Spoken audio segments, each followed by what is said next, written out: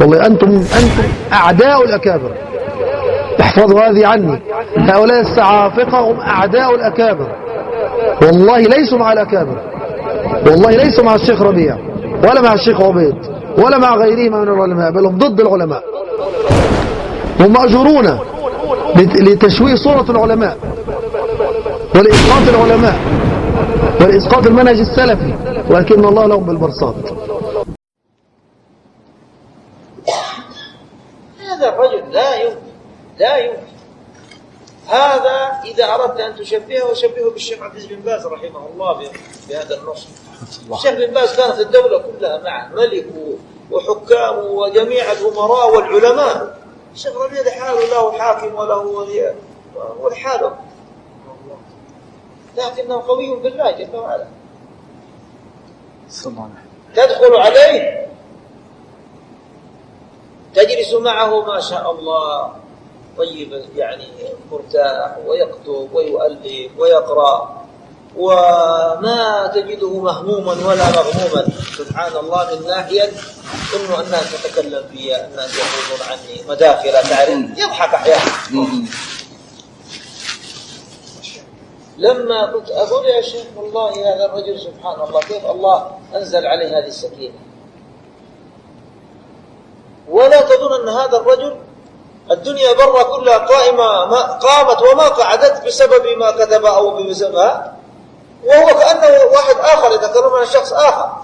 ما هو مبسوط ما شاء الله مرتاح لأنه كتب لله ما كتب عشان نفسه.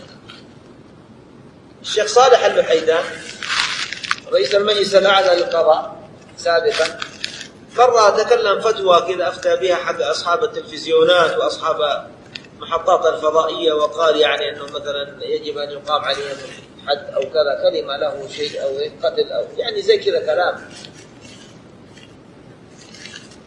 هذا الكلام طبعا قام الليبراليون وأن هذا كيف القتل ويريدوا أن مدري إيش ويقتلون، هذا يعني فكر تكفيري وفكر قتل. المهم هو كلام أنه هذا راجع إلى الدول وإلى الحكام، لكن قام المجرمون على الشيخ قوما شديدا، الليبراليين بالذات. وقال الشيخ بعدين أنا لي 50 سنة في العمل في القضاء لم أخذ إجازة يوما واحدا. الشيخ صالح اللحيدان فكتب بعضهم أنا الآن أن تأخذ الإجازة لازم الآن في مثل هذه الفتوى. طبعا الشيخ تأثر كيف أن الناس تجرؤت تتكلمت عليه، ورأسا من يسر القضاء على سفهاء هؤلاء، يعني الملوك والأمراء والعلماء وعامة طلاب العلم، ما أحد منهم يعني ضد الشيخ اللحيدان، اللي ضده هذا المجرمين السفهاء الشهوانيين، لكنه تأثر في نفسه. وأحد المشايخ أخبرني قال الشيخ أنا سأسافر يوما التفيد، قال سأسافر إلى القصيم هناك كذا. ليش؟ قال أزور الشيخ صالح اللحيدان في مزرعتي. ليش هو في المزرعة؟ قال لأنه فعلا جاءت فترة كذا اختفى، لأنه يقول متأثر نفسيا في هذا الكلام الذي يثير، يعني شوف تأثر هو وانعزل، يعني ما استطاع أن يتحمل. والمشايخ يزورون والأمراء يزورون وطلاب العلم يزورون، ما قلت مسكين الشيخ ربيع فين يمشي؟ أي مزرعة؟ فين يروح؟ الشيخ صالح بن محمد اللحيدان عالم سلفي، وهو في صراع مع أهل الباطل، ودائما هو يتكلم عن جماعة التبليغ والإخوان بكلام صريح. وكان يخرج في قناة هذه قناة ماذا؟ ايش يسموها؟ لا إله إلا الله. هذه القناة التي للإخوانيين يعني، لكن هي للأخبار وكذا، المهم نسيت اسمها، لا إله إلا الله. قناة يدعي يعني يدعون أنها استقامة وكذا وفيها معهد، نسيت الآن اسم القناة، مشهورة. كان يظهر فيها الشيخ، وهي قناة تدعي الحياد والعلم، لكن طبعا معروف أنها قناة إخوان. فالشيخ كان قناة المجلس، جزاك الله خير يا شيخ يونس، يا يونس العرفي جزاك الله خيرا، يا أهل توكرة ما شاء الله عليكم، سلم لي على والدتك جزاك الله خير وبارك الله في عمرها وفي عملها وأسأل الله يوفقك ويوفقها ويوفق إخوانك جميعا وأهلك وأولادك. قناة المجد، فهو في قناة المجد حذر من الإخوان المسلمين، خلاص ما عاد يخرجوه في القناة، منعوه من الظهور. الشيخ صالح الحيدان راح المزرعة ما راح مزرعة، زعل ما زعل، غضب ممكن غضب لكن لا يهمه.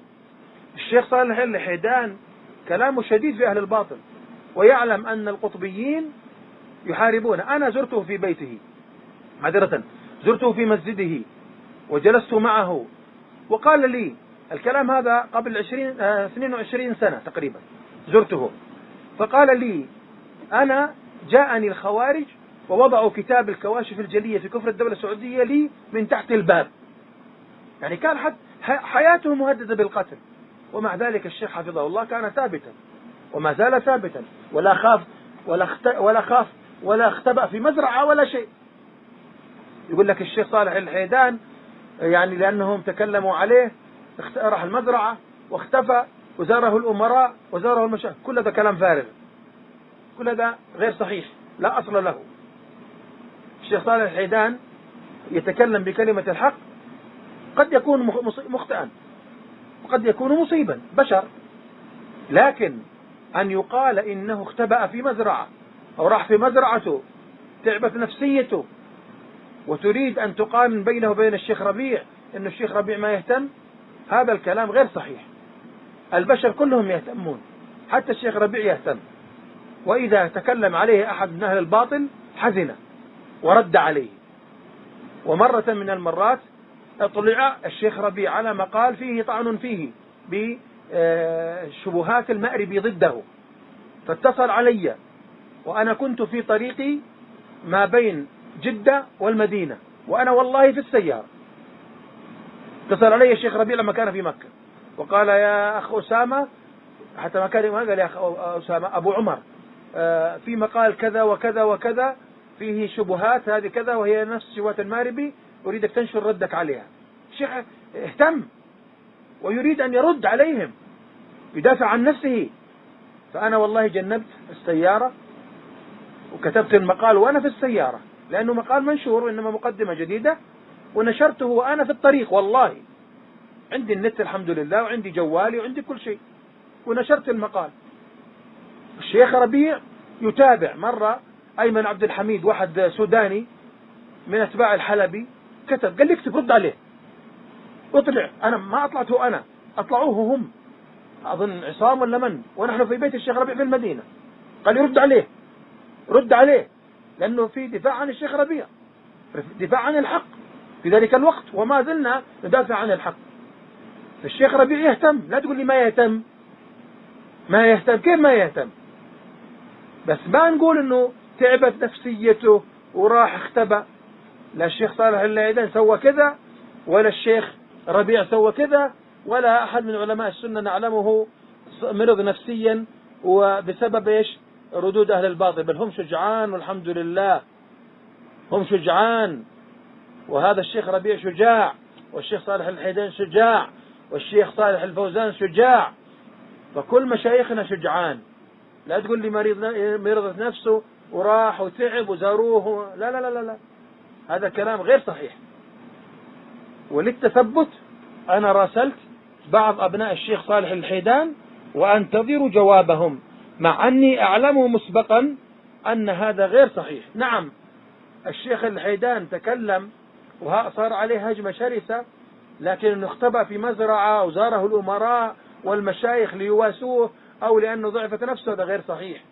كذلك تعمل مقارنة به مع الشيخ ربيع لأجل أن تبين فضل الشيخ ربيع عليه، هذه مقارنة فاسدة، لأن هذا فيه تنقص من العلماء. يجب أن تحترم علماء السنة، السلفي يحترم علماء السنة، يحترم الشيخ العباد، يحترم الشيخ صالح السحيني، يحترم الشيخ محمد بن هادي، يحترم الشيخ محمد بازمول، يحترم الشيخ أحمد بازمول، يحترم الشيخ عادل منصور، ويحترم الأكابر الشيخ محمد علي فركوس، يحترم الشيخ الفوزان، الشيخ ربيع، الشيخ عبيد، يحترم الشيخ عبد المجيد جمعة وجميع مشايخ السنة. هذا باب واحد عندنا، لا تقول لي أن هذا أكبر وهذا 80 و70 و55 و65، كل علماء السنة ما دام انه عالم له حق، سواء كبر في السن أو صغر، سواء كثر علمه أو قل، ما دام انه عالم معروف بالعلم. إذا بارك الله فيكم، موقفنا واضح من الكلام المنقول والذي فيه طعن في الشيخ صالح الحيدان، هذا مردود، كلام باطل وغير صحيح، فموقفنا واضح من هذا الكلام الباطل. نذكر العلماء بالجميل. تريد تذكر فضل الشيخ ربيع وأنه صابر وأنه يعني مع شدة كلامهم فيه وطعنهم فيه ثابت، لا بأس، تفضل تكلم. وأنا والحمد لله طالب علم، تكلم في الصعافقة في عرضي وسبوني وشتموني واتهموني بالقذف واتهموني وجابوا واحدة يعني فلانة وعلانة وفرعونية وغير ذلك، أكاذيب أكاذيب أكاذيب، الحمد لله وأنا ثابت. قلبوا علي حتى أقرب الناس إلي، طلابي أحبابي أصدقائي مشايخي في ليبيا، الشباب كيف كانوا يحبونني ويحترمونني، قلبوا عقول كثير من الشباب وخدعوهم ومكروا بهم في العالم كله، ومع ذلك صبرت وثبت. ما أقول أنا أصبر والشيخ الحيدان ما يصبر عشان أبين نفسي، لا، عيب، استحي يا هذا، استحي، تعلم كيف تتكلم، تعلم كيف تتكلم، تعلم كيف تتكلم، تأدب مع أهل العلم، تأدب مع أهل العلم. وهذه النماذج تخرج لنا صعافقة طعانين في العلماء، ثم يقول لك أنت تطعن في العلماء. هذه طريقتكم أنتم يا صعافقة، هذا هو منهجكم، هذا هو مسلككم، هذه تربيتكم. هذا هو التعليق على تلك الصوتية، وبهذا القدر أكتفي. سامحوني، بارك الله فيكم وجزاكم الله خيرا، والسلام عليكم ورحمة الله وبركاته.